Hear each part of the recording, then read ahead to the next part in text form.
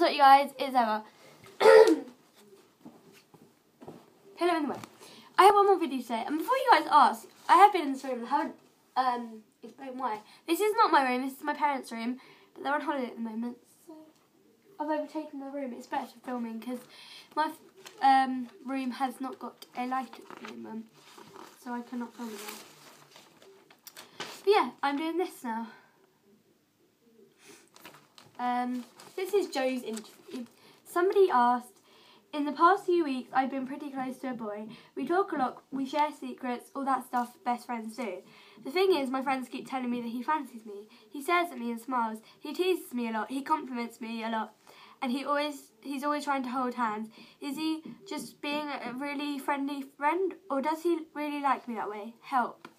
The way I would answer that is be like, girl, he fancies you. Just go with it. Go with it. If you like him back, ask him out. If not, try and get him back into the friend zone. Might hurt him, but if that's how you want to stay that way, girl. I ain't gonna change you. But this is how Joe answered. Sorry, guys. He could just be a really friendly friend, but I'm not sure a guy would always want to hold your hand unless he wanted to be more than friends. So it sounds like your friends are right. He does fancy you. So kind of like what I said. By the way, guys, before you ask, I have not been through this magazine, so I don't know what Joe's answer. Okay, next question is, what do you think is the best way to ask somebody out? Well, with me, I would kind of like get to know them first. Like, I wouldn't just go straight in like, oh, you got me. Like, that's what my friends would do. Like, I know a couple of friends that do that.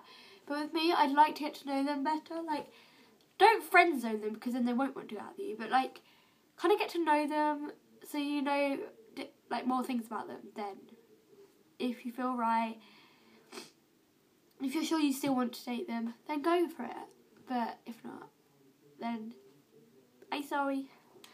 Joe said, well, when I was in school, I used to get my friends to ask out girls for me because I was quite shy. Now I look back and cringe a lot. I think the best way is just to keep in contact with the person as much as possible and hang out, and it'll make asking them out a lot easier. So kind of what I said. This is weird.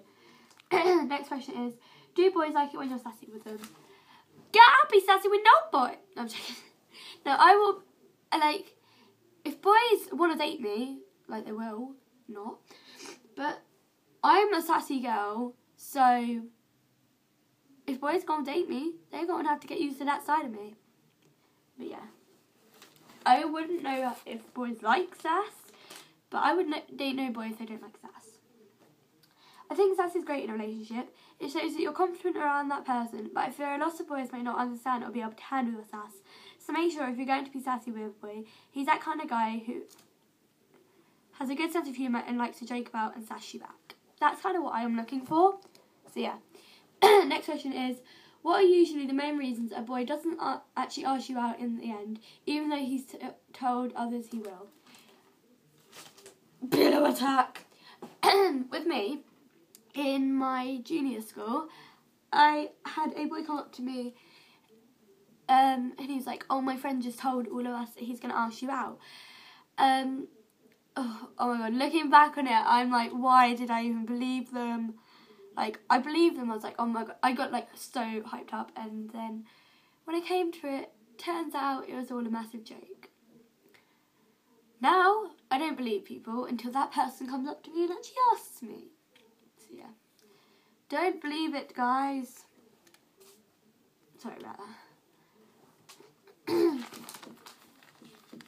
Joe said, he may be worried the girl will say no and then his mates will find out and tease him about saying he was going to ask you out. If he's already boasted to his mates that he's going to ask you out, there's then a pressure for you to say yes. Otherwise he'll get ripped by his mates being rejected. Next question is, if boys joke /flirt with a girl, does that mean anything?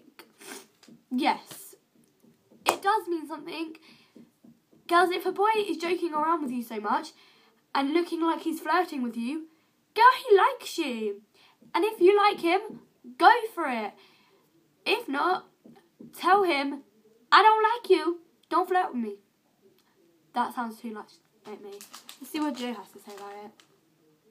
If a guy likes a girl, it's usually easier to start off with a joke flirt, just to test the water and see how the girl reacts to it. If the girl goes along with it and plays him at his own game and joke flirts back, the guy will notice and will feel more comfortable around the girl and then most likely bring out his top shelf flirting. That is all the interview with Joe. And if you do want to send him a question, email it to askaboy@shoutmag.co.uk or go on and then or you can ask a question using hashtag #aboy on Facebook, Instagram or Twitter. This is about a girl that I don't think I'm going to go through her whole story, but she interviewed Louise and Zoe, so I'm just going to pick out a couple of questions.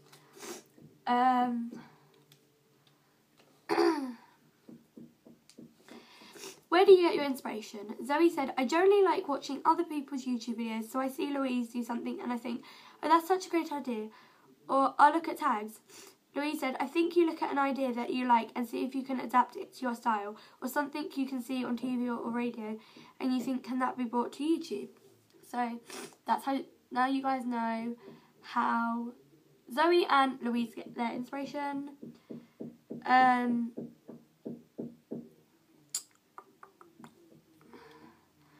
What was your most embarrassing moment? And Louise said, I wasn't very well once in Florida, and the interviewer Alice said, was that something to do with Tyler Oakley? Louise said, yes.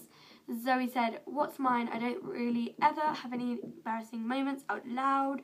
Louise makes a face. Zoe said, what are you thinking of? Tell me.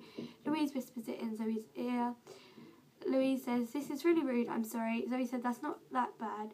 It must happen to everyone. And Louise said, well, we can say it out loud if you want to. And Zoe said, maybe not.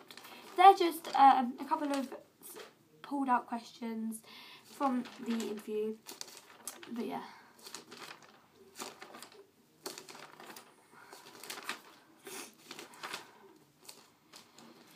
I'm going to read a bit of Zoe's book, but if you guys want to read a bit of it, then go ahead and buy Shout magazine, the one about YouTubers. Hello world, I've decided to start a blog. This blog, why you might ask? You know when you shake a Coke can and then you open it and it explodes everywhere. Well, that's how I feel right now. I have so many things I want to say fizzing up inside of me, but I don't have the confidence to say them out loud. My dad once told me that I should start writing a diary. He said that keeping a diary is a great way of expressing our interesting thoughts. He also said it would be great to look back on them when I was old and that it would really make me appreciate my teenage years. It's obviously been so long since he was a teenager, he's forgotten what it's really like. I did though, writing a diary. I managed about 3 entries before I gave up. Most of them went something like this. Rain today, my new shoes got ruined. Megan complimented skipping maths. She didn't. John Barry got a nosebleed in science because he poked a pencil up there. I laughed at him. He wasn't impressed. It was awkward night. That was a Zoe diary entry from when she was a teenager. Not exactly Bridget Jones, right? More like can't be bothered. The thought of writing stuff to myself in a diary seemed a bit pointless, really. Go write in the pointless book. No, I'm joking. I wonder if like someone somewhere will be able to read what I've got to say. That's why I decided to give this blog a go. So that I have somewhere I can say exactly what I want, when I want and how I want to someone, and not have to worry that what I say wouldn't sound cool, or will make me look stupid, or lose me friends. That's why this blog is anonymous, so that I can be totally me. My best friend Ricky, that's not his real name by the way, I can't give his real name or that this won't be anonymous, would say that the fact that I'm having to be anonymous in order to be myself is an epic tragedy. But what does he know? He's not a teenage girl with anxiety issues. He's actually a teenage boy with parental issues. That's a whole other story. Sometimes I wonder if it's because I'm a teenage girl that I have anxiety issues. Let's face it, there is a lot to get anxious about. Top 10 reasons for teenage girls getting anxious. Number 1, you're supposed to look perfect all of the time. Guys, don't try and look perfect all the time because no one's perfect. 2, the coincidence with your hormones deciding to go bonkers. 3, which leads to the spottiest time of your life, making reason number 1 totally impossible. I have spots everywhere, don't give a damn. Number 4, which also coincides with the first time you've had the freedom to buy chocolate whenever you like, making reason number 3 even worse.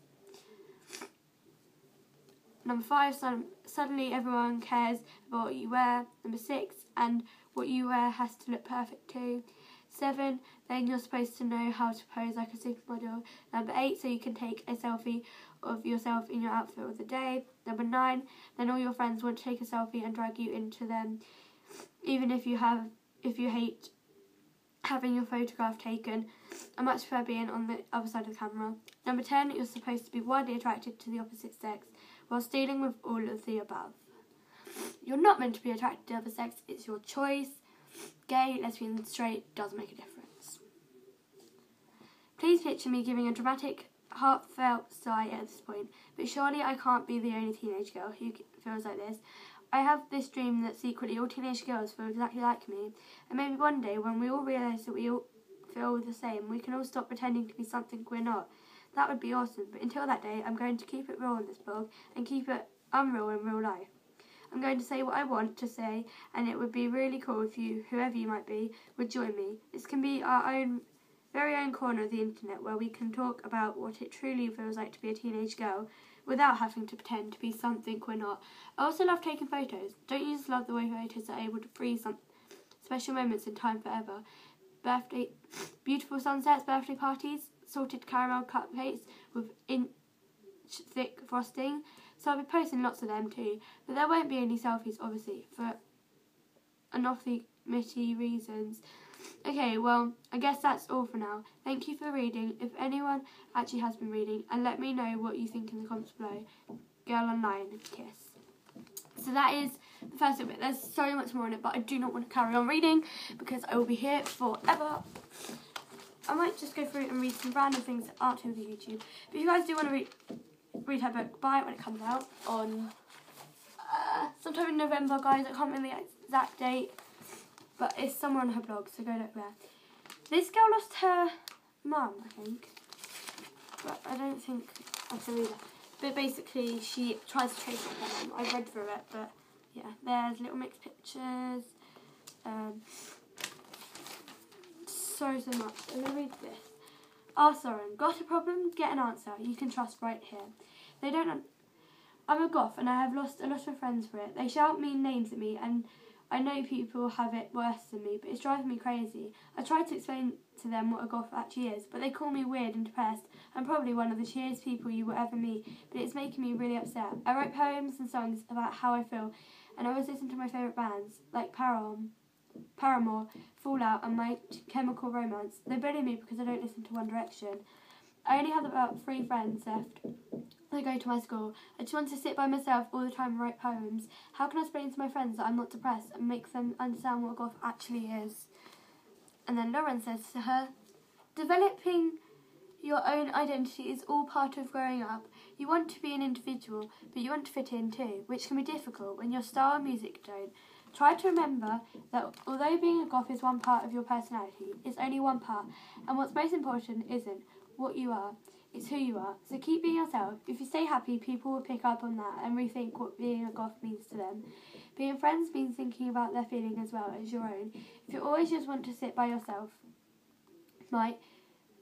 they feel that you're pushing them away. Make sure they know that although mainstream pop isn't your cup of tea, you're fine with being theirs. If they mock you for not liking 1D, don't take it too seriously. Hopefully, if they see you respecting their choices, they'll start to respect yours. And also, it says, don't worry about it. It's okay to be different. As long as you are being yourself, there's nothing wrong with being a goth. If they were true friends, they would understand who you are and respect that. I bet that some of the people who are mean to you are probably jealous because you have the confidence to be yourself.